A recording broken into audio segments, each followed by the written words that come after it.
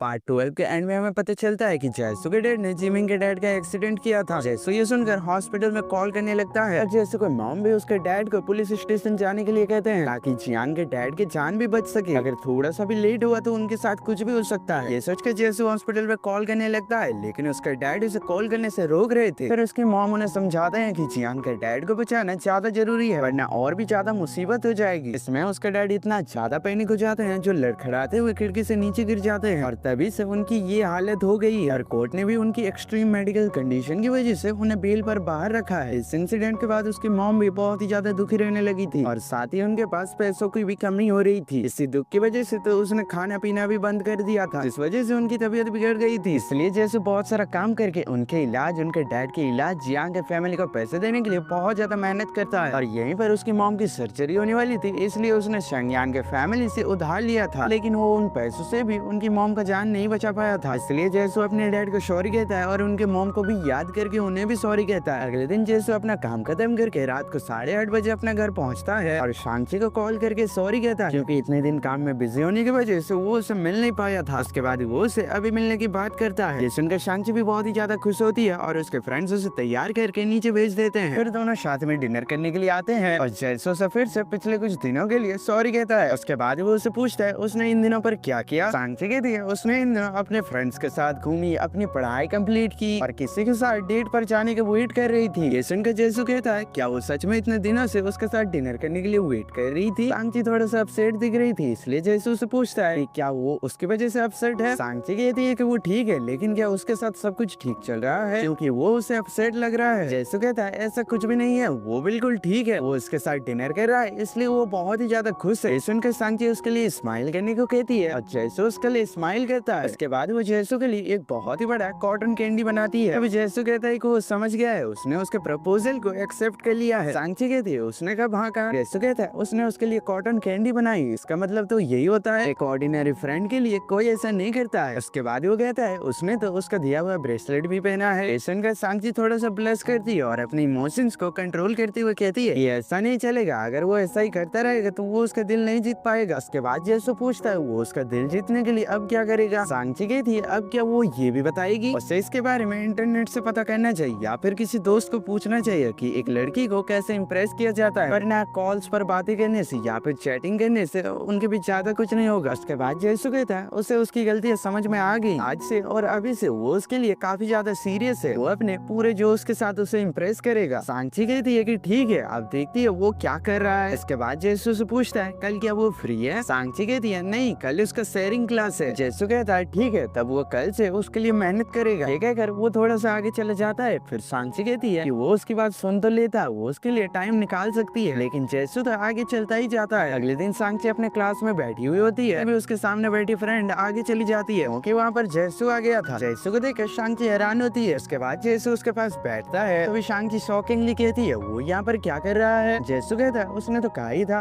वो उसके लिए बहुत ही ज्यादा मेहनत कर रहा है, इसीलिए उसने उसके क्लास का लोकेशन और टाइम पता किया और वो यहाँ पर आ गया। सुनकर शांची ब्लश करने लगती है। उसके बाद जैसू उसे और भी ज्यादा टीज करने लगता है और वही शांची शर्माने लग रही थी। इतने में सामने से उसकी फ्रेंड उनकी एक फोटो खींच लेती है और शांची उसे इसके बारे में कह नहीं चाहती है। अभी दूसरे स्टूडेंट्स भी इसके बारे में बात करने लगते हैं। शांची का बॉयफ्रेंड उसे कब से घूरे ही जा रहा है। सुनकर शांची फिर से साई पील करने लगती है और जैसू से नजरें चुराने लगती है और सोचती है वो उसे ऐसे घूरे क्यों जा रहा है, लेकिन जैसू तो अभी भी उसे देख ही जा रहा था। शांची शर्मा के मारे उसे तो देख ही नहीं पा रही थी, इसलिए वो उसे कहती है उसे नींद आ रही है। कहकर वो अपने आंखें बंद करने का नाटक करती है। तब जैसू अपने आप से कहता है ये सोनी की कितनी अच्छी एक्टिंग करती है। ये कहकर वो उसके करीब आने लगता है और उसके गाल पर टच करता है। शांची आंखें खोल कर उसे देख लेती है। देखकर शांची कहती है ये वो क्या कर रहा था। जैसू कहता है क्या वो उसके सामने सोनी की नाटक कर रही थी। शांची उसके बातों से काफी ज्यादा शर्मा रही थी और जैसू उसकी तरफ से अपने नजरें ही नहीं हटा रहा था, इसीलिए शांची उसे अपने पास आने के लिए कहती है और इसके गाल पर किस कर देती है, जो जैसू ने बिल्कुल भी एक्सेप्ट नहीं किया था। फिर जैसू से पूछता है क्या इसका मतलब हाँ है। शांची कहती है उसने किस किया, इसका मतलब हाँ थोड़ी ना है। और इतनी ज्यादा कोशिश करने के बाद भी शांची हाँ नहीं कह रही थी। थोड़ी देर बाद उनके सीनियर्स क्लास में आ जाते हैं और उनकी क्लास शुरू हो जाती है। शांची जैसू को वहाँ से जाने के लिए कहती है, लेकिन जैसू वहाँ से नहीं जाता है और उसके साथ ही क्लास अटेंड करता है। शांची के फ्रेंड्स को भी उनकी फोटोज मिल गई थी, जो देखकर वो भी शांची के लिए बहुत ही ज्यादा खुश होते हैं। क्लास से दोनों चलते हुए आ रहे थे, तभी शांची अपने फ्रेंड्स को बास्केटबॉल कोर्ट में खेलते हुए दिखती है। शांची के साथ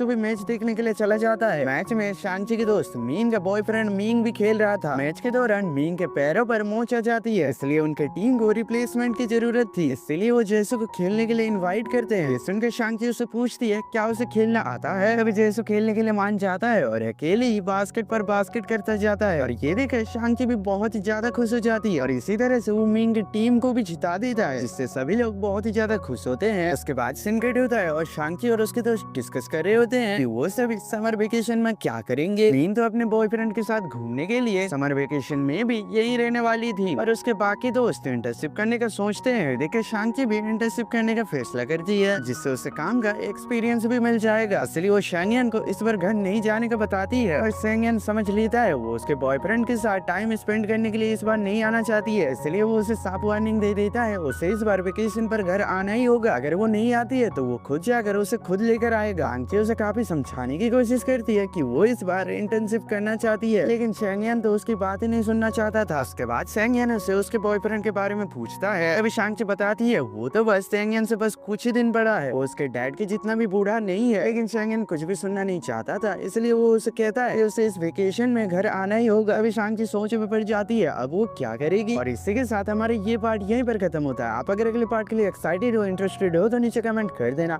तो चलिए मिलते हैं नेक्स्ट पार्ट पे।